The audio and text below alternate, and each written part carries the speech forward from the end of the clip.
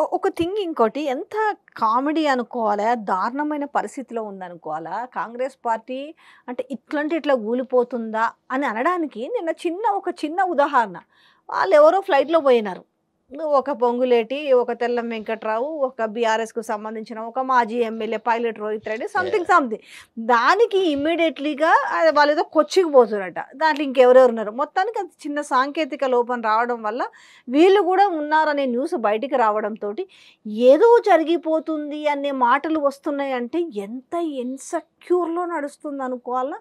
ఈ వార్తల్ని ఇదంతా చూస్తుంటే ఊహాజనితమైన విషయాలమ్మా. ఫస్ట్ ఆఫ్ ఆల్ నేను మీ ద్వారా చెప్పదలుచుకున్న విషయం అంటే, పొంగులేటికి రేవంత్ రెడ్డిని డైరెక్ట్‌గా అటాక్ చేసే గాని, రేవంత్ రెడ్డితో వైరం పెట్టుకునే గాని, ఎదిరించే గాని రాజకీయమైన చరిత్ర లేదు. It is hmm. Impossible. Even to his personality also. I don't think there are any differences between Revanth Reddy and Ponguleti. ఆయన ఏ పార్టీలో చేరాలనే విషయాల్లోనే మీనమేషాలు లెక్కపెడుతూ నెలలు నెలలు గడిపినాడు. మార్నింగ్ తిన్న బ్రేక్‌ఫాస్ట్‌ని రాత్రి వరకు అరిగించుకునే సత్తా సామర్థ్యం ఆయనది పొలిటికల్‌గా. గెలిపించుకున్నాడు కావచ్చు 5, 6 మెంబర్‌ని, 10 మందిని. కానీ వాళ్ళంతా ఈయన చెప్పినట్టుగానే ఆయన వెనుక పోతారు. కాంగ్రెస్ పార్టీ ప్రభుత్వాన్ని కూలదోస్తారంటే నేను నమ్మను. ఇప్పుడు ప్రభుత్వాన్ని కూలదోసే పని ఎవడు చేసినా వాళ్ళ పరిస్థితి చాలా దారుణంగా ఉంటది. ప్రభుత్వానికి ఇప్పుడొచ్చిన నష్టం అంటే ఏది లేదు.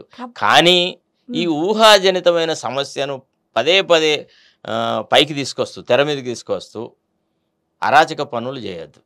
నా ఉద్దేశం అది. ఇప్పుడు మీరన్నట్టుగా చాలామంది ఊహించినట్టుగా నిజంగా చెప్పాలంటే వాళ్ళకున్న అంచనా గూడా కాంగ్రెస్ పార్టీలో సీఎంకున్న అంచనా సరే బయటికి 12 కావచ్చు, 14 కావచ్చు, 17 అయినా చెప్పొచ్చు.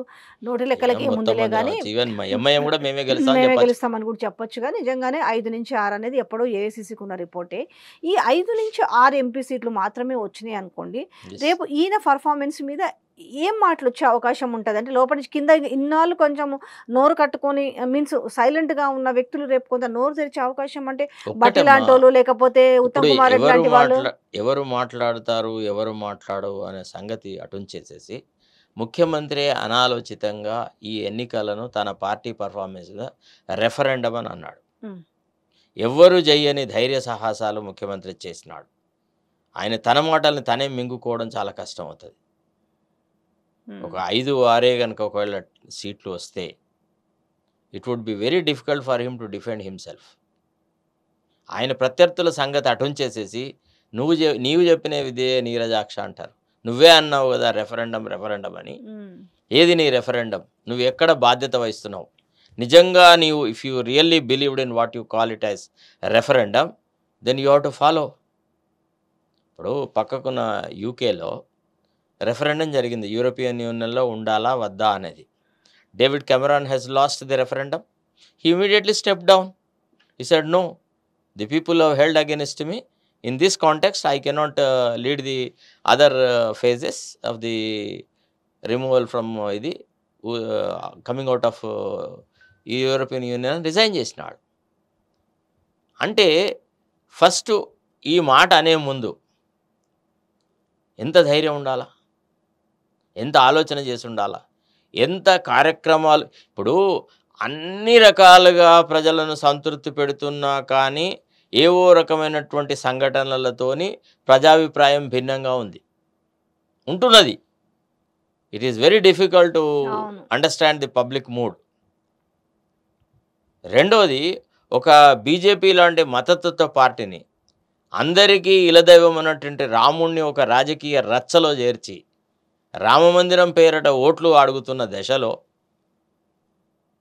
అంత ధైర్య సాహసాలతో ముఖ్యమంత్రి ఇది రెఫరెండమ్ అవుతుంది అని అనడం, మరి ఆయన రాజనీతిజ్ఞతకే వదిలెట్టాలి, ఆయన ధైర్యానికి వదిలెట్టాలి. ఒకవేళ మీ ద్వారా నేను చెప్తున్నాను, ఒకవేళ నిజంగా ఆయన ఊహించినట్టుగా 10-12 స్థానాలు కనుక ఆయనకు వస్తే, ఇంకా రేవంత్ రెడ్డి లీడర్షిప్‌కు ఎదురే లేదమ్మా. నాలాంటి వాడు కూడా సైలెంట్ అయ్యి రేవంత్ రెడ్డికి సపోర్ట్‌గానే నిలబడతా. కానీ ఎట్లా ఎక్స్‌పెక్ట్ జేయొచ్చు? అదే కదా నేననేది. ఏమిచ్చిరని తెలంగాణ ప్రజలకు మీరొచ్చిన 6 నెలలలో పోనీ మీరు వచ్చిన తర్వాత మేము విషయం అనేది మిగతా మంత్రులు పక్కన పెట్టినా కూడా మిస్టర్ రేవంత్ రెడ్డి ఆనాడున్న పీసీసీ ప్రెసిడెంట్‌గా కూడా ఇయాల తీసుకుంటే మీకు 10,000 మేము వచ్చినాక తీసుకుంటే 15,000, ఇవాళ తీసుకుంటే 2016, మేము వచ్చినాక తీసుకుంటే 4,000. సో ఇవన్నీ ముహూర్తం మీరు 9వ నాడు మెయిన్గా మరీ చెప్పింది మేము ₹1,00,000 రుణమాఫీ అని మళ్ళా పోయి పరుగున పోయి తెచ్చుకోండి 2,00,000 రుణమాఫీ.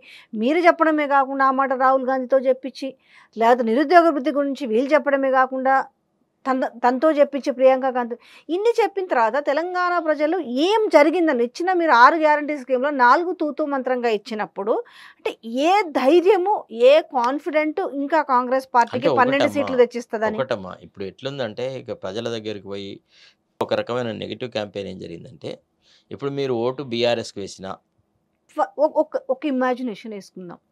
ఒక 5-6 సీట్లు ఒక 4-5 బీఆర్ఎస్కి వస్తే ఒకవేళ తెలంగాణ ప్రజలు ఏం చేసిర్రు వీళ్ళు ఇంతింత మాటలు అనేసి ఏదో చేసిర్రు కదా అనవసరంగా ఒక వ్యక్తిని కోల్పోయినాం అనుకుని ఒకవేళ ఏసుండి ఒక 4-5 సీట్లు వస్తే 4 వస్తే డెఫినెట్గా సీఎంకి కొంత డిస్కమ్ ఫీచర్ ఉంటుంది. అంత ఈజీగా ఇంకా భవిష్యత్తులో కేసీఆర్ గురించి కానీ లేకపోతే కవిత గురించి కానీ లేకపోతే మిగతా వాళ్ళ గురించి కానీ దుర్భాషలాడే అవకాశం ఉండదు. తర్వాత కొంత సన్నగిలుతుంది విశ్వాసం. గవర్నమెంట్ యొక్క క్రెడిబిలిటీకి అదొక డెంట్ ఏర్పడుతుంది.